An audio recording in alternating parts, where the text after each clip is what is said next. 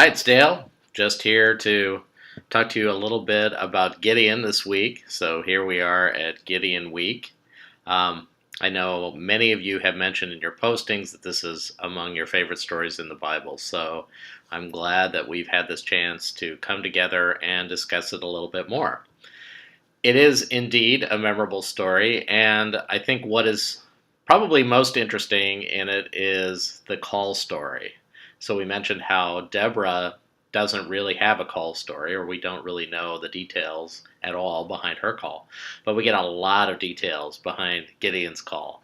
And Webb being the author of our commentary, does an excellent job of explaining to us how Gideon's call story is very similar to Moses's. So it's very Moses-like, which I think leads us to think that Gideon is going to be a great leader. And in terms of his military prowess, I think he is indeed a great leader. And I love this story about how he tests God, just like Moses tested God. And then God kind of tests him, too. He makes sure that Gideon realizes that his victory is not because of his great numbers or his great military prowess, but he has to recognize that it is Yahweh that grants the victory and that it's not necessarily from Gideon's skill.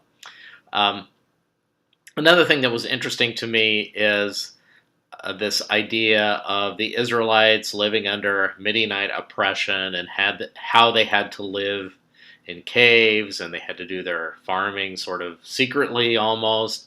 I hope that the Myers reading that we did earlier this quarter helps you understand how important the land was to the life of the average Israelite, that people lived a very tenuous existence, and that an incoming military threat or people constantly raiding your village for your crops and stealing your food would have been a virtual death sentence for the Israelites. So this is indeed very severe oppression for the Israelites. It's also interesting, I think, that Gideon is a judge in a way. So he's a pretty harsh judge. And we see in this experience at Penuel and Sukkot kind of an interesting case about hospitality, supporting fellow Israelites, what happens when you don't do that. And the setting, too, is also very interesting in that Penuel was the site where Jacob wrestled the angel or the man of God or God, depending on kind of how you read those verses, but then ultimately recognizes the face of God in his brother. So it's this great, so the word means face of God. So it's this great scene of reconciliation. But in this story, it's a scene of inter-Israelite violence and conflict. So that is a first in our book of Judges, and something that will escalate as we go along. So it's the first little hint of a problem among Israelites. And I think therefore we also need to pay close attention to that point. The second thing that comes up in this story for the first time is the question of kingship. And it's just very slightly alluded to. The people seem to want to make Gideon a king, although they don't actually use the word king. They want him to rule over them or to govern over them. So they're not quite there, but Gideon resists that. And we'll see that come to a greater fruition as we go along in the book. But I wanted to point out that that little tiny seed is actually there. Finally, Gideon seems to be a story where we have a leader who starts off good, clearly is ordained by God, reminds us of Moses, it has a great victory, but his end seems to end badly. And it's a little bit, I would say, unclear as to why his end comes the way it does and what the motivation is or what exactly Gideon's problem is here. So for this week, what I'd like for you to do is, again, pick from two questions to answer. So your first option is to let me know if you think Gideon judged the people of Penuel and Sukkot justly.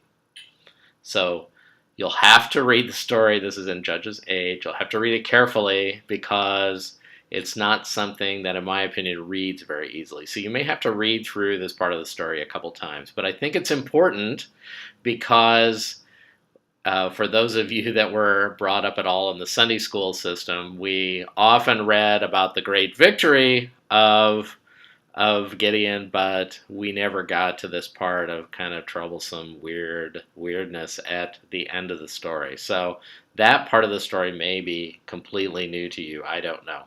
So the question again here is, do you think Gideon judged the people of Penuel and Sukkot justly? And, support your assertion. Why or why not? Tell me why or why not you think that is the case. This is in Judges 8. So if you don't like that part of the story, I'll give you an even tougher question that you might want to write on. So the question here is more about what is really going on in the downfall of Gideon. And here I don't want you to just tell me the facts of what happened, which I can read for myself, but kind of try to read between the lines a little bit. And I know that we want to be careful between repeating what is and what is not in the Bible, making a good distinction between those two. But I'd like for you to sort of dig into that a little bit and find out what is really the problem here. And again, your commentary might help you out a little. I'm not sure that he provides answers here.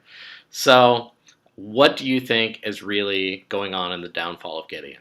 So your two choices: do you think Gideon judged justly at Penuel and Sukkot? That's one option. Option two, what do you think is really going on behind the downfall of Gideon? Or if you want to argue that it's not that big of a downfall, go ahead and argue that as well. You can answer one question, you can answer both questions, or you can answer part of one question. It's totally fine. So hope you're having a good week, and I'll be posting the course video for this week very soon, so take a look at that. It's a little bit of a lengthy one this week, so I'll try to keep this one a little shorter. Thanks. Hope you're having a great day. Bye.